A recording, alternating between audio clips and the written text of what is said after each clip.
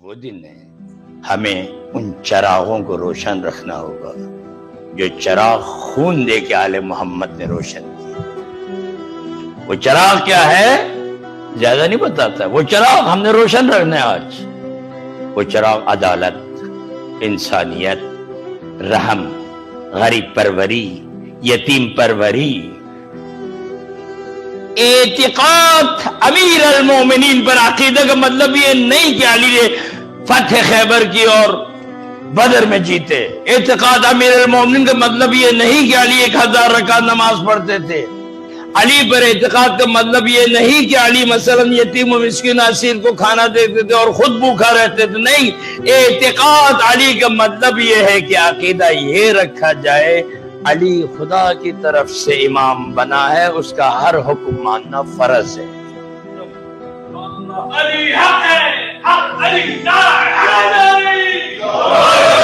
اس کو کہتے ہیں علی پر اعتقاد۔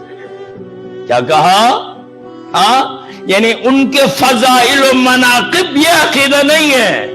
عقیدہ یہ ہے کہ علی اللہ کی طرف سے امام ہے اور امام کا ہر حکم ماننا ہم پر واجب ہے۔ میرے عزیزو، یہاں مسجد میں قبلہ بطور امام نماز پڑھاتے، کبھی کبھار اس دفعہ میں نے چند نمازیں پڑھائی، میں ہوا امام۔ امام تبھی کہلاتے ہیں جس کے پیچھے کیا ہو؟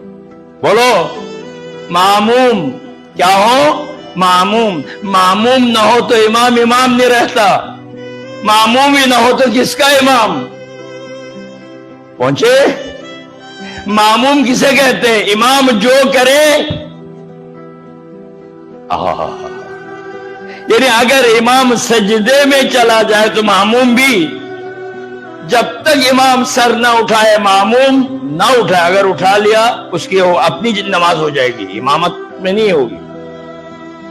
امام کے ساتھ ذکر کرے، امام سے پہلے نماز ختم نہ کرے، امام کے ساتھ رکوع جائے، امام کے ساتھ قیام کرے، اس کو کہیں گے معموم، اس کو کہیں گے اس کا امام۔ ہم کہتے ہیں علی ہمارا امام ہے۔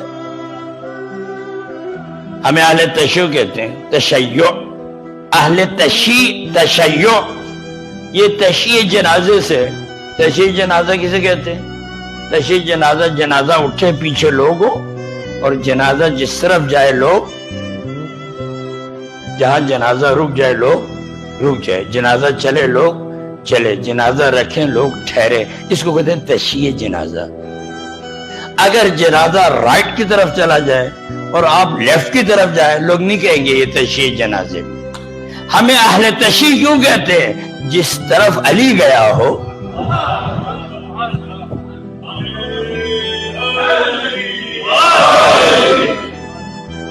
ہمیں اہل تشیع کا مطلب یہ ہے علی جس طرف گیا ہو یہ اسی طرف جائیں گے۔